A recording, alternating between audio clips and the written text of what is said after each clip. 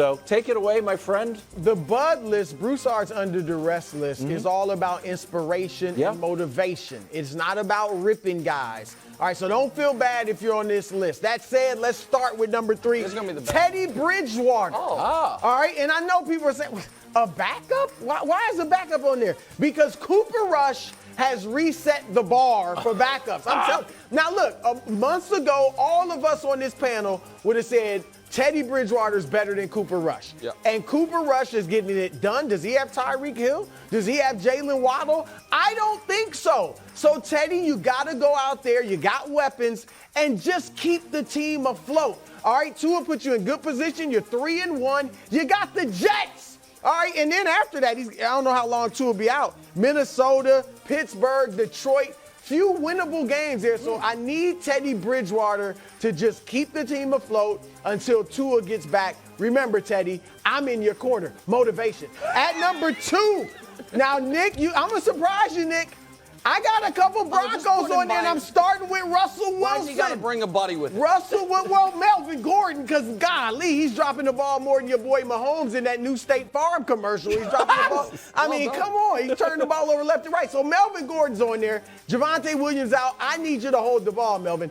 But Russ, look, we just sat here all week. Mark Schlereth, a Denver Bronco through and through, told us he sat down with Russ. He knows Russ. Russ sees and hears everything and reads everything out there about him. So, Russ, you've been seeing and hearing someone to my right, who I won't name, ripping you to shreds every time he gets a chance. So, Russ, help me help you by going out there and having a great game tonight, a breakout game, and then I can come on here and talk good about you. All right, that's number 2. Number 1. It's an inspiration, remember. Yeah, a mainstay. Probably been on the Bud list more than any other player in any of the sports, because it's not just for football. Baker Mayfield. Look, I thought Baker was better than Sam Darnold, and he still may be. But Sam Darnold with Christian McCaffrey looked better than Baker's looking so far. This is how bad, Nick, it has been for Baker Mayfield. Last week, with Sam Darnold and Matt Corral on the injured list, the head coach, Matt Rule, still would not commit to starting Baker Mayfield this week. Now, he's going to start, but they only had P.J. Walker left on the roster, and he still was non-committal. That's how bad Baker's been. He's like 31st in the league in completion percentage, 27th in yards per game. Here it is. I made that for you. And 30th in pass rating. Thank you. I had to make that for I'll give you credit for that. But there's the Bud list, Nick, and I doubt you have an argument with. Great Bud list. All right, there's a great Bud list. At least. Thank you. That's the first time you've ever said that. No, it's a great job. And I think the Teddy inclusion's intriguing. I think one of the most underrated stories of the year has been how absolutely sensational Tyreek Hill has been. Bill Barnwell just gave him his quarter of the season Offensive Player of the Year award. I think he's been great. No, I'm being serious. I think Tyreek has been. There were those of us, I'm one of them, who thought without Mahomes he was going to take a step backwards. He has been unbelievable. Obviously, Russ deserves to be on there. And now to Baker. So I'm going to add Matt Rule to it, just so Baker has a buddy the way Russ has a buddy. It doesn't even have to be over Baker's head. That's fine. But here's the thing about Baker. Because those numbers, I did have to make that full screen for you, bro. Those numbers scream one thing. He's been one of the worst players in the league. He has been arguably the worst starting quarterback in the league. Now, he also has arguably the worst head coach in the league. No disrespect, Nat Hackett. But he does. That's saying a lot. And so I'm trying to figure out how this happened. Because Baker was never in the NFL a great player. But he was at times a good player and almost always a serviceable player. True. And then I figured out what happened to him, bro.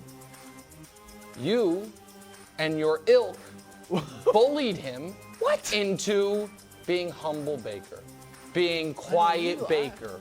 You cut Samson's hair. You took his swagger away from him, and now, you know all he I is? knew it was a too good to be 5'11 true. slow guy. When he used to be a 5'11 slow guy who carried himself like he was 6'5 and the fastest guy in the room. And he won Heisman trophies and set rookie records and won playoff games. And then you guys humbled him, and now he's ruined. Like, I don't. Ruined? You out? Oh, unless he gets back to the swaggy, trash talking, and Coward started it all. When Coward made him sit on his couch and apologize for being who he was. That was the beginning of the end for my guy. No. Yes. First of all, he has not lost that weak swagger that he had. He just released off the leash T-shirts. But do we have the T-shirt? You got rid of it? I don't have off it. the leash. It's off the leash. That's lost your swagger. And then just last week, when he's almost alienated the Carolina fans already. When they said, well, what'd you think about the booing? Did we score afterwards? Yeah, even though it was a garbage touchdown. So he still got the swag. That's the only thing that gave me a little hope for this coming week. Now, they are playing the Niners, and the Niners' defense quite good. But the only thing that gave me a little bit of hope was that little end of the game. That little thing. Like, get it back, Baker. Baker, if you're going to go out on your shield. Go out on your own terms. Go out with the double birds and the go. Okay. I like it. It's a take. Yeah, it's better than what he is now, which is just I'm not any This could be his last year as a starter. If you have any ideas how to bet the ball. All right, what you got, Amani? Yeah, I hope you got something better than that. Well, I was good. It was good till the end. But that last little part was like the last little part. No, but Baker, he's always going to have a little swagger to him. Even today, he said he took it all upon himself. You know, I like that, but. And my, what's this thing Bud called? list. Oh, the my bud list. Yeah. My bub list, I'm going to put Matthew Stafford. Okay. This is a guy who, coming off a Super Bowl win, had his tough career in Detroit for a long time. And I'm watching him play, and I'm watching this guy struggle. Everybody says he's playing so well. I think he's struggling. He is turning into the one-read quarterback like he was when he had Megatron. All he would do is throw the ball to Megatron. Now all he does is throw the ball to Cooper Kupp. I want to see this guy go through his reads. This guy needs to get the ball out of his hand more. Maybe it's his arm. He's doing short passes. Maybe I don't know what's going on with him, but I got to see more out of him. You know what? That's a good one. And what I think is happening to Stafford is the narrative last year after they win that Super Bowl, we all know, we talked about it, was will this guy become a Hall of Famer? Now, he had to do more, right? But it was like he's got the Super Bowl. His numbers are going to be up there. We know that. And now it's gone to, as you said a few days ago, is he Nick Foles, Brad Johnson, Trent Dilfer, those type of guys that won Super Bowls because of the teammates and not because of themselves. So I think that's a good one. I think Okay, here's mine is going to be excellent. It's going to be better than good. It's going to be excellent. Okay, I'm bringing it on. And this is a friendly reminder that the Bud List is an inspiration, not an indictment. Thank you. Exactly. Sometimes people just say it, but they don't mean it. I mean it. People, me? Well, I'm just saying.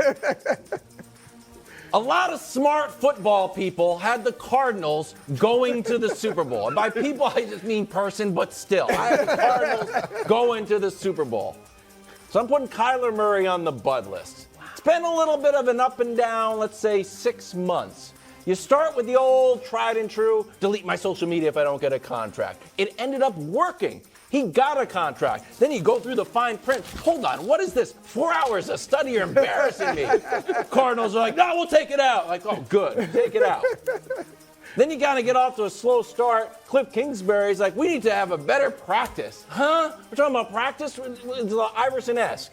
Yeah. Then Kyler the other day tells his wide receivers, hey, be awake out there. Like, oh, my God.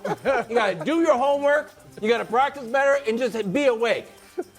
So now you're hosting the Eagles, undefeated Eagles. You got a chance to get right. And one of the reasons, Amani, I chose the Cardinals to go all the way to the Super Bowl. I mean, it's pretty simple. The Bucks hosted the Super Bowl, won the Super Bowl. Then the Rams hosted the Super Bowl, won the Super Bowl. It's pretty simple. Cardinals won the Super Bowl, win. Then Josh tells me there is no home field advantage. You know how bad the Cardinals are at home? Take a look. What the heck? October 24th against the Texans was their last win. Then they just keep on losing. Thanks, Josh. Why don't you tell me that before I picked them to go to the Super Bowl? All that being said, it's a get-right game for Kyler. Beat the Eagles, You know what? And reclaim the Super Bowl path. That's why I'm putting Kyler on the butt list. I didn't mean to get so mad about that. What an argument. What an argument. Wow.